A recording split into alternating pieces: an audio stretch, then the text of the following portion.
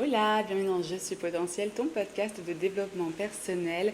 Aujourd'hui, on se retrouve pour un partage d'expériences lifestyle.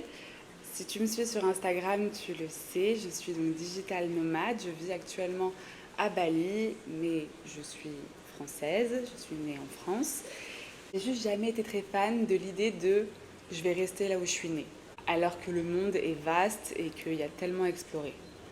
That's why je vais t'expliquer un petit peu comment j'en suis arrivée à être du coup digital nomade aujourd'hui et vivre aux quatre coins du monde. Mais on va surtout se parler des challenges qui sont liés à ce lifestyle. Et je vais te partager ce qui s'annonce pour moi du coup en 2025, ce à quoi je vais être confrontée, comment j'ai prévu d'appréhender ça. Il y aura sûrement une différence entre comment j'ai prévu d'appréhender ça et comment ça va vraiment se passer. Mais au moins je te partage quand même comment aujourd'hui, avec l'expérience que j'ai déjà, avec plus de 2 ans de digital nomadisme dans les pattes, comment je vais appréhender mes voyages aux quatre coins du monde en cette année 2025. Donc si le fait d'être expatrié, digital nomade, c'est quelque chose qui t'attire, ce podcast tu vas adorer, ça va pouvoir t'inspirer, tu vas pouvoir te rendre compte un peu quel est l'envers du décor. Et même si tu n'as pas prévu d'aller vivre à l'étranger, dans ce podcast je vais te partager pas mal de clés qui me permettent d'avoir un mindset tourné vers l'optimisme évidemment, mais surtout un mindset qui respecte mes besoins personnels et qui n'est pas dans la suradaptation à son environnement. Vu comme mon environnement est changeant, si j'étais sans arrêt en train de me suradapter, je perdrais mon essence même. Donc il y a pas mal de focus mindset que j'ai développé avec le temps qui me permettent de conserver une certaine stabilité, une certaine productivité et être dans une dynamique de croissance constante. Pas toujours à la même vitesse, mais toujours en croissance. Voilà, donc je vais te donner mes petites clés. Donc si tu as envie de passer un bon moment, prends ton thé, prends ton café, ton popcorn, ce que tu veux, assieds-toi avec moi. On est sur un format un peu talk entre copines. Est-ce que déjà on peut prendre juste une minute pour apprécier le soleil là, le soleil ambiance sunset. Vous entendez peut-être pas, mais le bruit de la piscine, des jets d'eau de la piscine.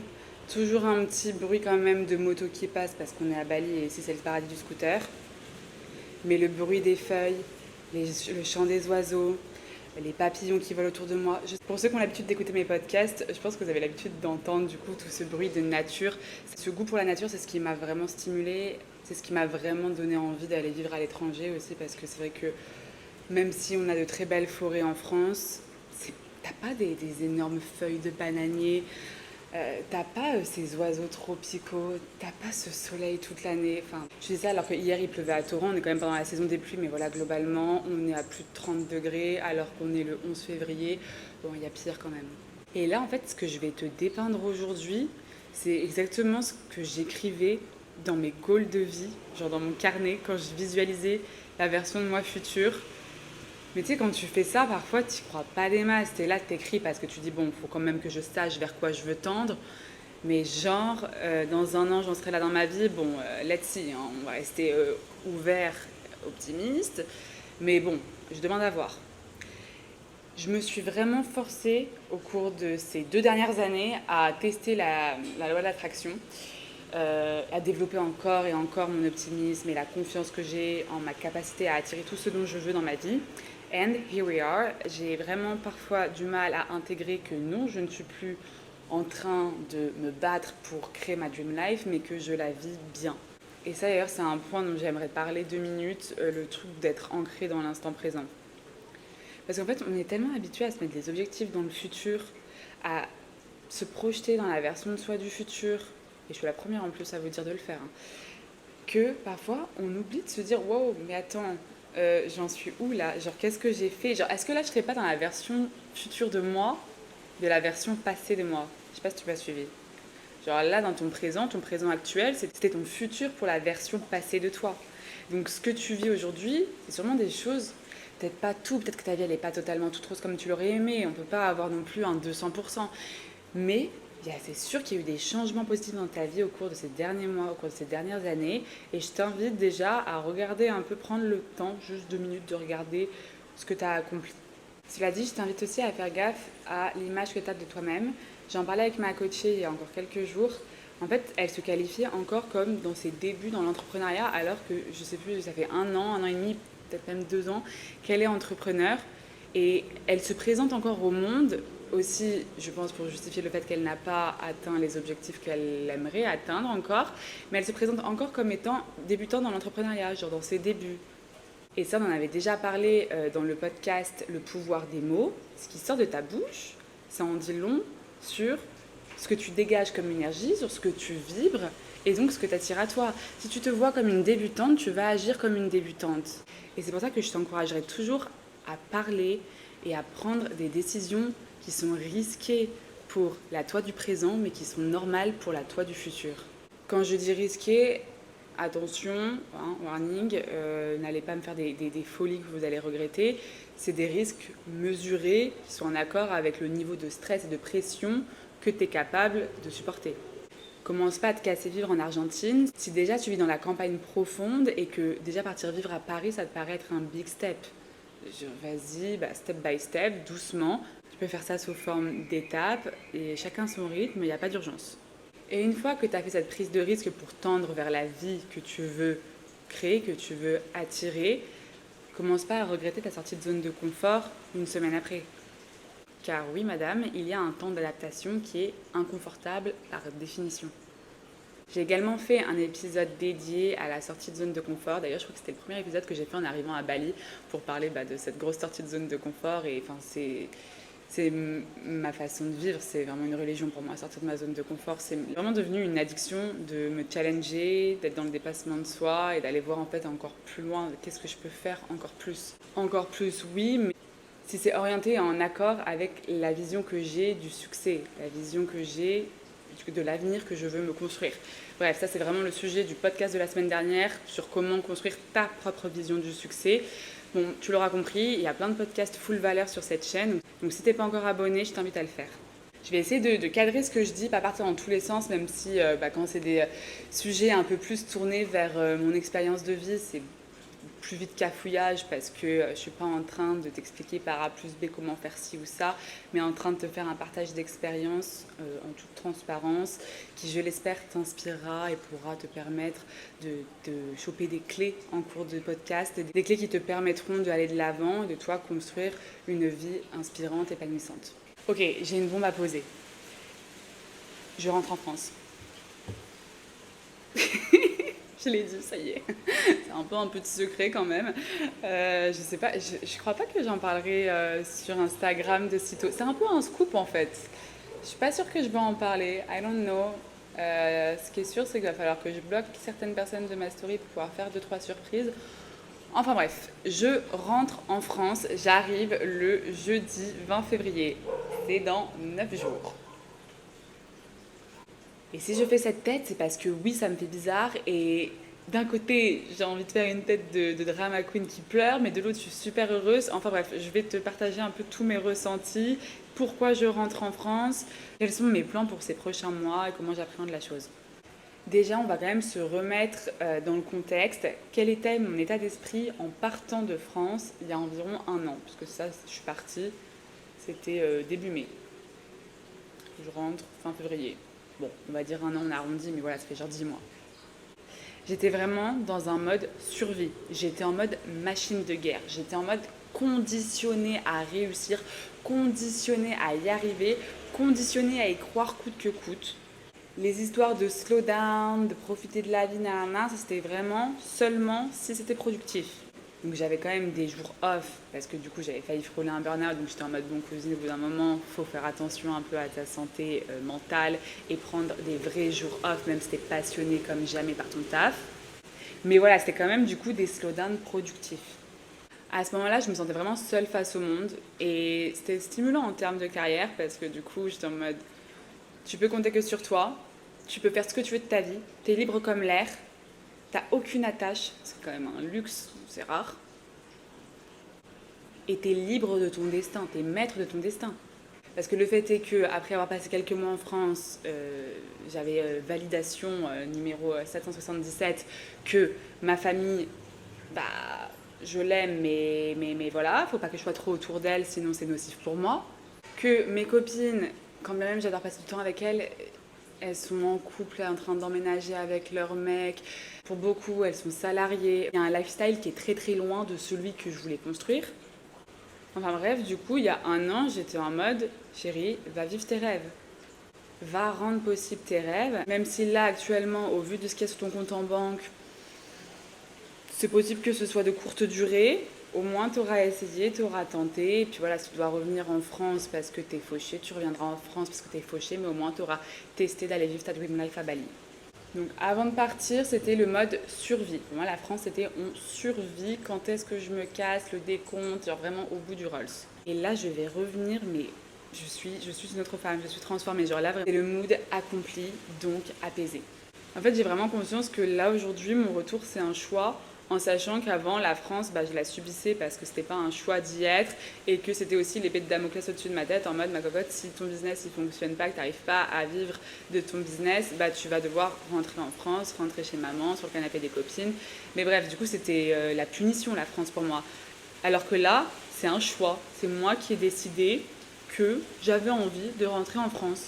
En sachant que si j'étais rentrée il y a par exemple 6 mois, je l'aurais vraiment vu comme un échec qui nourrirait parfaitement le storytelling de ma success story. C'est genre un peu en mode, je me projette, hein, bien sûr. Oui, j'ai réussi, je suis épanouie, gna gna gna gna, j'ai fait ci, ça. Mais j'avais tout quitté, j'étais partie à Bali. Au final, au bout de 3 mois, j'arrivais pas à vivre dans mon activité, j'arrivais pas à maintenir ce lifestyle qui me faisait tant rêver. Du coup, j'ai dû retourner en France. Enfin bref, j'avais déjà vu le truc en mode, au cas où, si jamais je dois rentrer en France, ce sera du storytelling pour mon succès d'après. Visiblement, la vie a décidé que j'avais déjà assez de matière, que j'avais assez vécu de moments difficiles pour faire un super storytelling d'avant-après.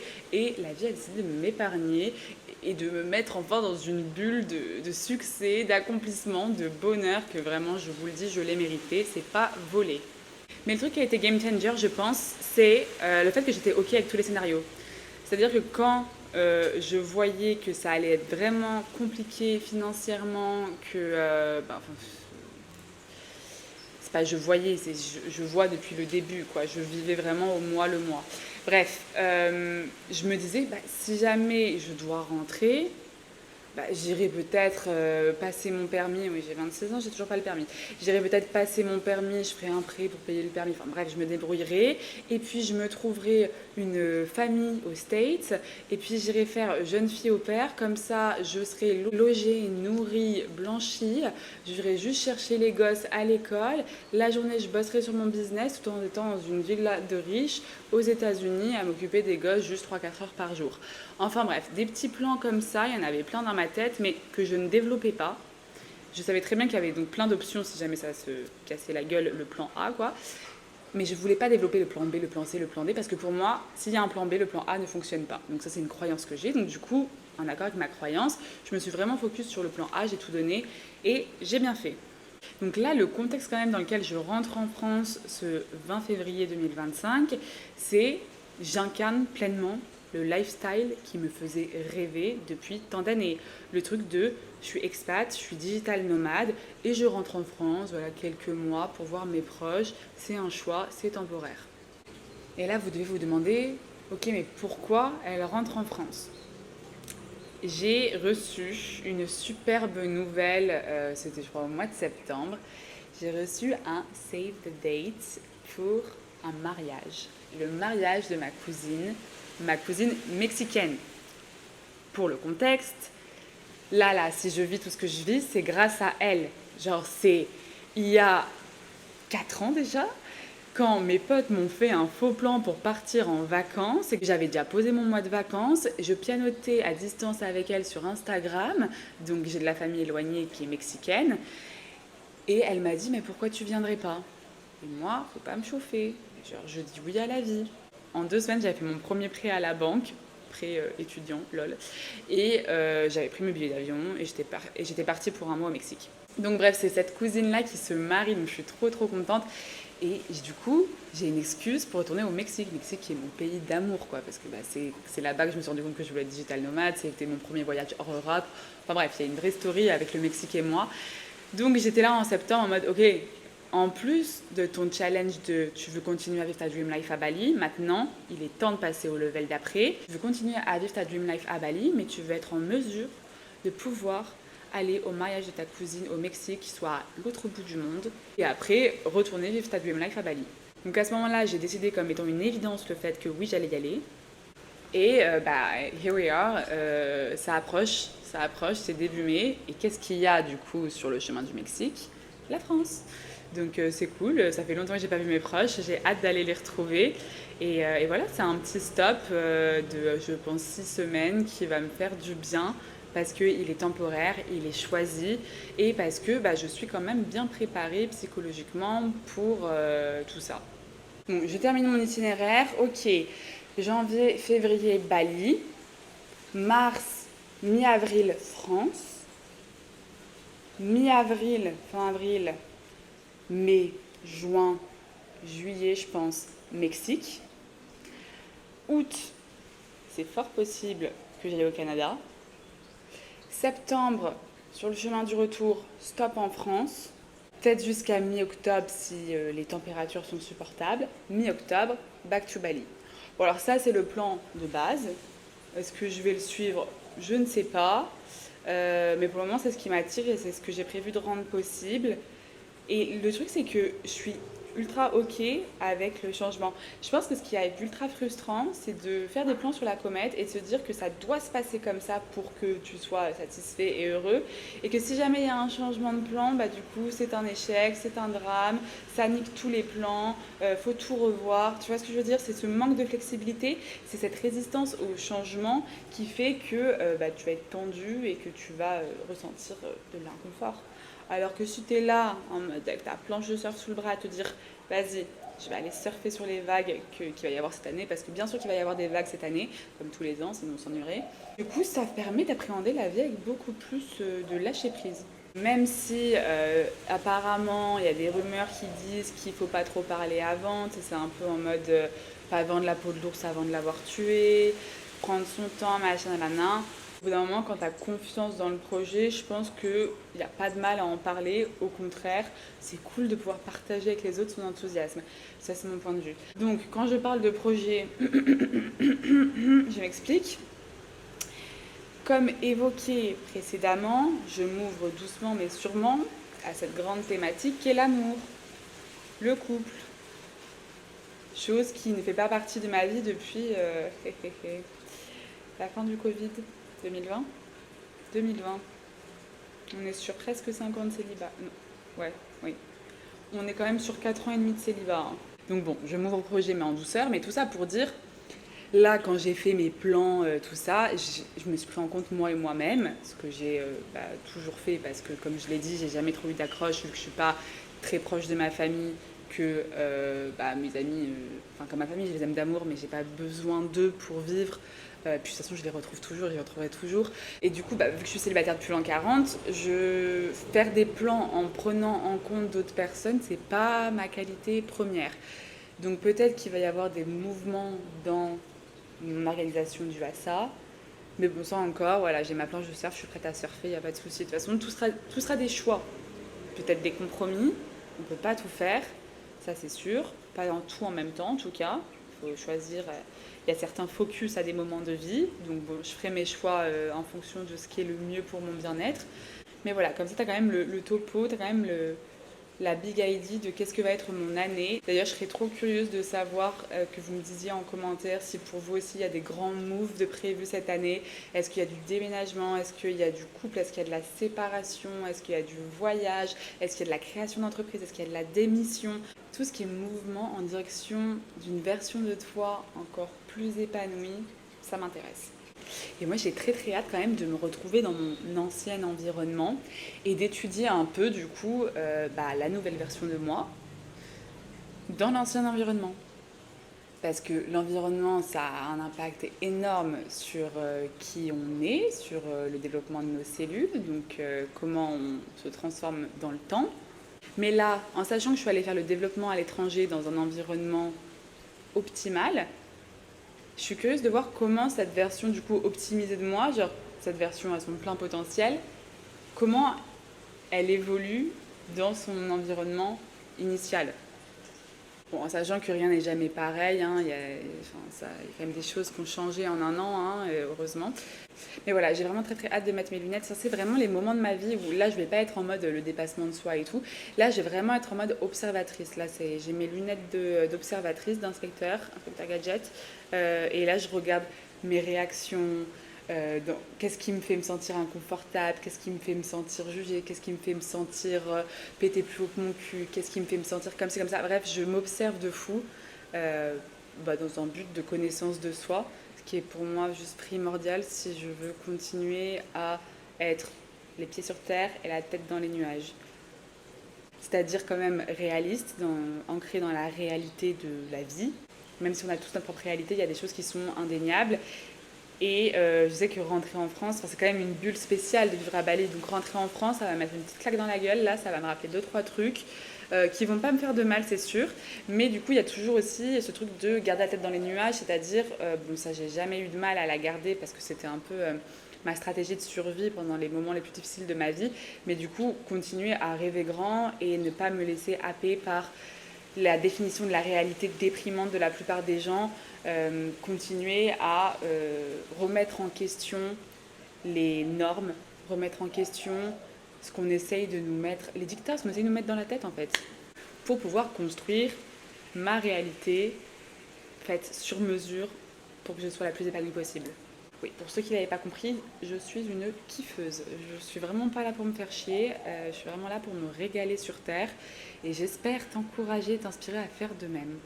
Mais voilà, je sais que le challenge pour moi, ça va être de réussir à avoir quand même des moments seuls, des moments pour écrire, des moments pour me recentrer à mon énergie et pas me retrouver en overdose sociale parce que du coup je vais faire la tournée de mes potes, de ma famille, voilà, bref, je vais être occupée, hein, c'est moins qu'on puisse dire. Bon, de toute façon c'est pas comme si je m'ennuie en général dans ma vie, mais là je pense encore plus que d'habitude.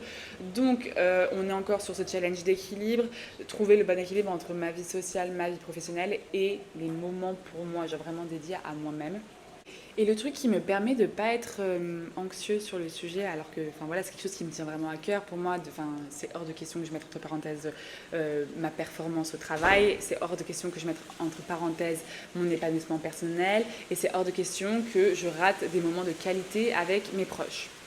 Et ce qui fait que ça m'apaise, et je sais que ça c'est un truc, on a tendance à vraiment rester tout seul dans nos problématiques, dans nos stress, c'est juste de le communiquer. En fait, c'est un secret pour personne, genre mes proches me connaissent parce que je le dis haut et fort, quelles sont mes priorités et quelles sont mes angoisses, qu'est-ce qui va me faire peur. Typiquement, du coup, être sursollicité, du coup, être partout et nulle part en même temps.